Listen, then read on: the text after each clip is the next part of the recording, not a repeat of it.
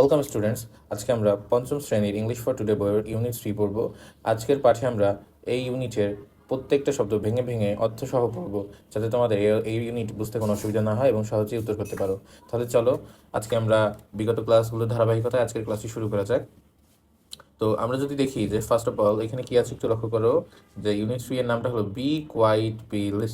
এখানে বি মানে হলো থাকা, আর কোয়াইট মানে হলো নীরব, আর প্লিজ মানে হলো অনুগ্রহ করে। তাহলে বি কোয়াইট মানে হলো চুপ থাকো, আর প্লিজ মানে অনুগ্রহ করে। তাহলে যদি আমরা সম্পূর্ণ বাক্যটা সুন্দর করে মানে করি তাহলে এমন হয় যে অনুগ্রহ করে চুপ থাকো। তো এটা হলো আমাদের ইউনিটের নাম। তাহলে চলো দেখা যাক পরবর্তীতে কি আছে। দেখো, তারপর আমরা যদি দেখি 1.1 আমাদের এখানে আছে রিড মানে পড়া, দ্য ফলোইং মানে নিম্নের, কনভারসেশন মানে কথোপকথন, অ্যান্ড মানে এবং, অ্যাক্ট মানে অভিনয় করা, ইট আউট মানে দেখানো। তাহলে রিড দ্য ফলোইং কনভারসেশন মানে হলো নিম্নের কথোপকথনটা পড়ো, এবং অ্যান্ড মানে এবং, অ্যান্ড অ্যাক্ট ইট আউট এবং অভিনয় করে দেখো। তো দেখো আমরা কিন্তু এখানে একটা ছবি দেখতে পাইতেছি, খুবই সুন্দর একটা ছবি, যেখানে একটা ছেলে দরজায় ঢুকছে এবং একটা ছেলে তাকে ইশারা দিচ্ছে যে চুপ থাকো। তাহলে চলো এই ধারাবাহিকতায় আমাদের প্যাসেজটি মূলত লেখা হয়েছে। তাহলে চলো আমরা প্যাসেজটি একটু সুন্দর করে পড়ি। তো ফার্স্ট অফ অল দেখো এখানে আছে ইরহান। ইরহান অর্থ তো ইরহানি, কারণ এটা একটা নাম।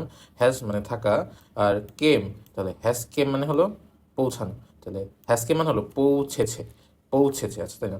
আচ্ছা, তারপরে টু প্লে মানে খেলতে, রায়ান্স মানে রায়ান্স এর, আর হোম মানে হলো বাড়ি। তো অ্যাট রায়ান্স হোম মানে রায়ানের বাড়িতে। আচ্ছা, তাহলে আমি যদি পুরাটা অর্থ করি, Ryans came to play at Ryans home মানে হলো ইরহান রায়ানের বাড়িতে খেলতে পৌঁছেছে। আচ্ছা, রায়ান একটা ব্যক্তির নাম। তো রায়ান মানে রায়ান, আর অ্যাপোস্ট্রফি এখানে এই চিহ্নটাকে বলে অ্যাপোস্ট্রফি, আর অ্যাপোস্ট্রফি এস এটা মানে হলো এর। তাহলে পুরোটা যদি মানে করি রায়ান এর। তারপর দেখো লিটল মানে হলো ছোট, সিস্টার মানে বোন, ইজ মানে হয়, স্লিপিং মানে ঘুমানো মানে ঘুমাচ্ছে, ইন দ্য নেক্সট রুম মানে হলো সামনের রুমে। আচ্ছা, এখন যদি পুরোটা মানে করি, Ryan's little sister sleeping in the next room মানে হলো রায়ানের ছোট বোন সামনের রুমে ঘুমাচ্ছে। আচ্ছা, এরপর দেখো, এরপর আমাদের মেইন কথোপকথনটা শুরু হচ্ছে। যে ফার্স্ট আমাদের রায়ান ইরহান বলতেছে। ইরহান কাকে বলতেছে? রায়ানকে বলতেছে, তাই না? তাই ও লাউডলি মানে অনেক উচ্চ স্বরে বলতেছে। লাউডলি মানে উচ্চ স্বরে। তাই hello, hello Ryan, are you there, তুমি কি, আর ইউ দেয়ার, তুমি কি ওখানে আছো? তুমি কি এখানে আছো?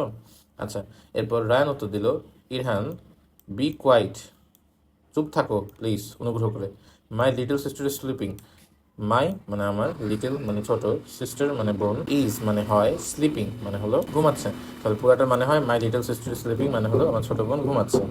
এরপরে ইরহান বলল, ও সরি, ও দুঃখিত। এরপরে আই মানে আমি, ডিডন্ট মিন মানে চাইনি, টু বি লাউড অর্থাৎ জোরে কথা বলতে। তাহলে পুরো লাইনের মধ্যে মানে করে, I didn't mean to be loud মানে হলো আমি জোরে কথা বলতে চাইনি। লেটস মানে চলো, লেটস মানে চলো, প্লে মানে খেলা, আর ক্যারাম মানে ক্যারাম। তাহলে আমি যদি পুরো লাইনে মানে করি, লেটস প্লে ক্যারাম মানে হলো চলো আমরা ক্যারাম খেলি, চলো ক্যারাম খেলি। এরপরে এরহান বলল, ওকে আচ্ছা, বাট কিন্তু, স্পিক মানে কথা বলা, ইন আ লো ভয়েস মানে নিম্ন স্বরে। আমি যদি পুরো লাইনে মানে করি, but speak in a low voice মানে হলো কিন্তু নিম্ন স্বরে কথা বলো। আচ্ছা, ডোন্ট বি নয়সি, ডোন্ট বি মানে না হওয়া, নয়সি মানে উচ্চস্বর বা শব্দ, হট্টগোল। তাহলে ডোন্ট বি নয়সি মানে হলো হট্টগোল করো না।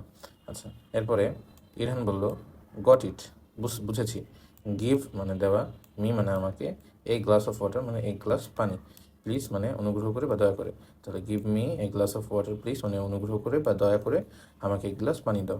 আই এম মানে আমি হই, ট্রাস্টি মানে হলো তৃষ্ণার্ত, মানে আই এম ট্রাস্টি মানে হলো আমি তৃষ্ণার্ত। এরপর রায়ান বলল, শিওর অবশ্যই। রায়ান লিভস, রায়ান গেল, লিভস মানে ত্যাগ করা বা যাওয়া, অ্যান্ড এবং, রিটার্নস মানে ফেরত আসলো, উইথ সাথে, এ গ্লাস অফ ওয়াটার মানে এক গ্লাস পানি। তাহলে Ryan leaves and returns with a glass of water মানে হলো রায়ান্স গেল এবং এক গ্লাস পানির সাথে ফেরত এলো। হিয়ার ইউ গো, এই নাও, হিয়ার ইউ গো মানে এই নাও, ড্রিঙ্ক মানে পান করা, স্লোলি মানে আস্তে আস্তে। তাহলে ড্রিঙ্ক স্লোলি মানে হলো আস্তে আস্তে পান করো। এবার ইরহান বলল, থ্যাঙ্কস ধন্যবাদ, দ্য ওয়াটার দ্য পানিটি, ইজ মানে হয়, এ বিট মানে একটু, কোল্ড মানে ঠান্ডা। তাহলে the water is a bit cold মানে হলো পানিটি একটু ঠান্ডা। আমি প্রেফার মানে পছন্দ করা, ওয়ার্ম মানে গরম, ওয়াটার মানে হলো পানি। আই প্রেফার ওয়ার্ম ওয়াটার মানে হলো আমি গরম পানি পছন্দ করি। রায়ান বলল, মি টু আমিও। নাও মানে হলো এখন, get the carrom board, get মানে হলো আনা, দ্য ক্যারাম বোর্ড মানে এখন now get the carrom board মানে হলো তাহলে এখন ক্যারাম বোর্ডটি আনো। ইটস এটা হয় নেয়ার, নেয়ার মানে হলো কাছে, দ্য বুকশেলফ মানে হলো বইয়ের তাক।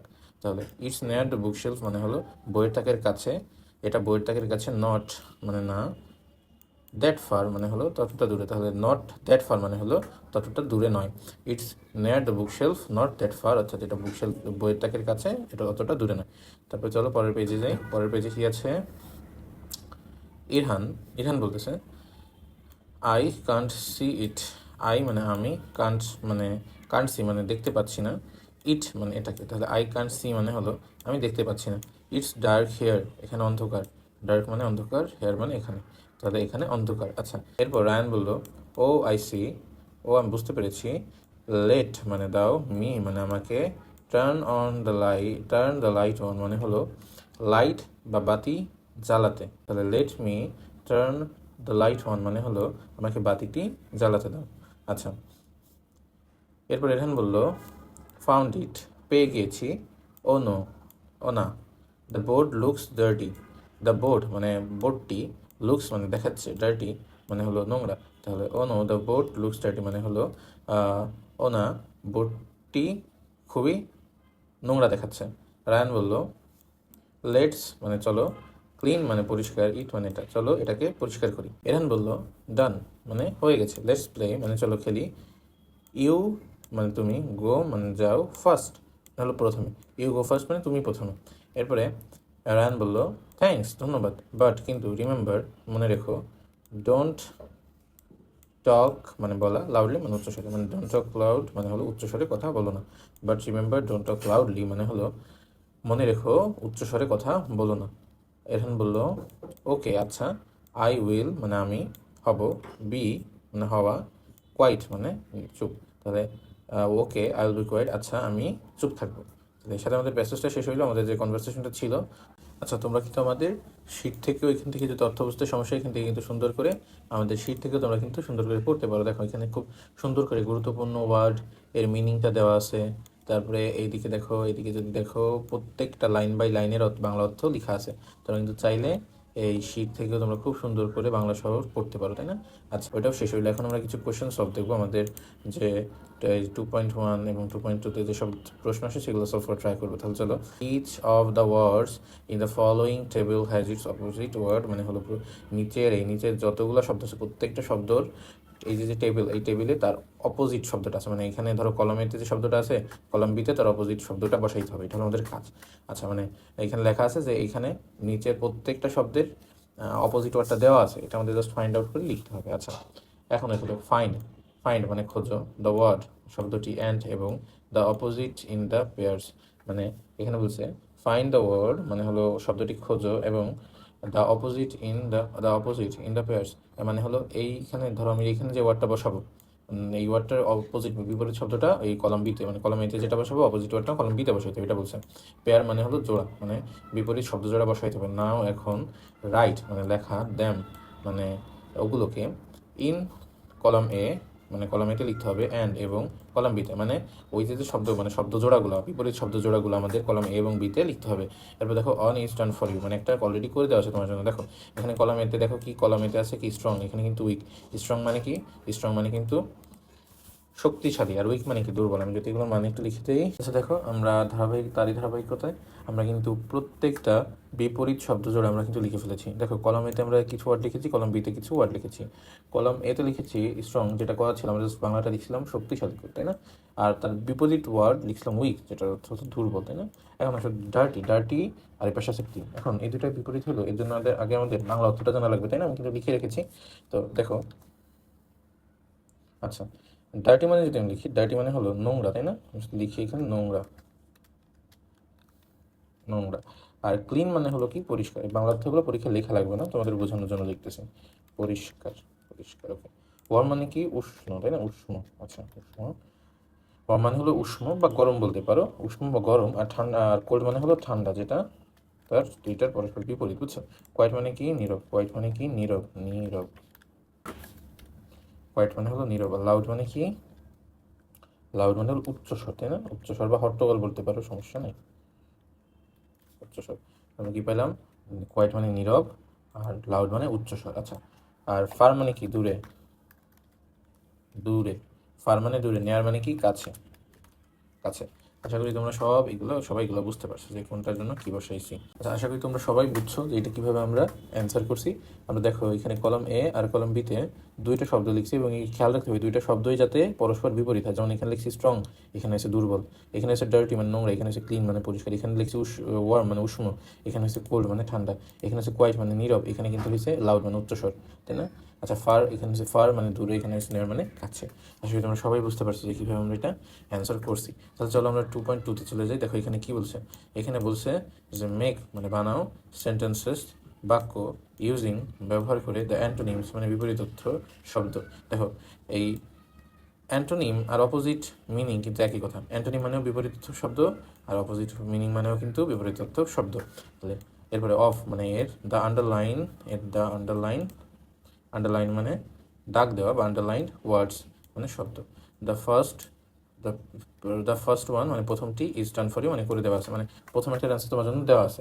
তাই আমরা একটু আরেকটু বোঝার চেষ্টা করি যে এটা মূলত কি বলছে। Make sentence using the antonyms opposite meaning of the underline word, মানে এই যে নিচে যে বাক্যগুলো দেওয়া আছে, এই বাক্যগুলোর নিচে এই যে দাগ দেওয়া যে বাক্য শব্দটা আছে, ধরো এই যে একটা বাক্য আর এটা নিচে দাগ দেওয়া আছে কোল্ডের নিচে, তাহলে কোল্ড দিয়েও নতুন একটা বাক্য বানাইতে হবে, কিন্তু কোল্ডের বিপরীত অর্থ ইউজ করতে হবে, মানে বিপরীত শব্দ। যেমন এখানে দেখো আমরা কোল্ডের জন্য কি ইউজ করছিলাম, কোল্ডের জন্য ইউজ করছিলাম ওয়ার্ম মানে উষ্ণ। তাহলে এখন আমার কোল্ডের বিপরীত শব্দতে একটা বানাইতে হবে, আমাদের একটা সেন্টেন্স বানাইতে হবে। খুবই সহজ, কিন্তু এটা আমার কিন্তু কঠিন না, খুবই সহজ। তাহলে আমার কি প্রথমত কি বুঝতে হবে, মেক এ সেন্টেন্স মানে একটা বাক্য বানাও, দ্য ইউজিং মানে ব্যবহার করে দ্য অ্যান্টোনিমস, অর্থাৎ একটা বাক্য বানাইতে হবে অ্যান্টোনিমস মানে বিপরীত অর্থ ইউজ করে, অফ দ্য আন্ডারলাইন ওয়ার্ডস মানে আন্ডারলাইন করা ওয়ার্ডস এর ব্যবহার, মানে ওয়ার্ডস এর ব্যবহার করতে না। তাহলে আন্ডারলাইন করা ওয়ার্ডের অ্যান্টোনিম ইউজ করে আমরা হলো কী করব, নতুন বাক্য গঠন করব। এটাই হলো আমাদের এখানের কাজ। তাহলে দেখো আমি যদি শুরুতে একটা করে দেওয়া আছে, যেমন দিস ওয়াটার ইজ কোল্ড ছিল, এখান থেকে করছে কি দিস ওয়াটার ইজ ওয়ার্ম। তাহলে দেখো আমরা একই কাজ করতে পারি, কিন্তু এখানেও কিন্তু একই কাজ করতে পারি। দেখো লক্ষ্য করো এখানে দেখো কি আছে, বি নম্বরে দেখো দ্য বয় ইজ হেলদি। তাহলে হেলদি মানে কি, স্বাস্থ্যবান। তাহলে যদি হেলদির অপোজিট মিনিংটা বের করতে চাই, হেলদি মানে যদি স্বাস্থ্যবান হয়, তাহলে হেলদি অস্বাস্থ্যবানের ইংলিশটা কি, আনহেলদি। তাহলে আমরা এভাবে লিখতে পারি, দ্য boy is unhealthy। আমি একটা লাইনে নিয়ে আসতেছি। তাহলে দেখো কি হয়েছে, দ্য বয় ইজ আনহেলদি, আমি জাস্ট এখানে আন্ডারলাইন করে দিলাম, এই বুঝছো, আন্ডারলাইন করে দিলাম। খুবই সহজ কিন্তু, হ্যাঁ খুবই সহজ আছে। পরেরটা কি আছে, স্টপ রাইটিং মানে লেখা থামাও প্লিজ অনুগ্রহ করে। তাহলে স্টপ রাইটিং প্লিজ মানে হলো অনুগ্রহ করে লেখা থামাও। তাহলে স্টপ মানে কি, থামানো। তাহলে স্টপের বিপরীত অর্থ কি, শুরু করা। তাহলে স্টপের বিপরীত অর্থ হলো স্টার্ট। তাহলে আমরা স্টার্ট দিয়ে চলো একটা বাক্য তৈরি করি। তাহলে আমরা লিখতে পারি স্টার্ট, তাই না, স্টার্ট। দেখো হয়ে গেছে কিন্তু। এরপরে কি জাস্ট যা ছিল এখানে তাই, রাইটিং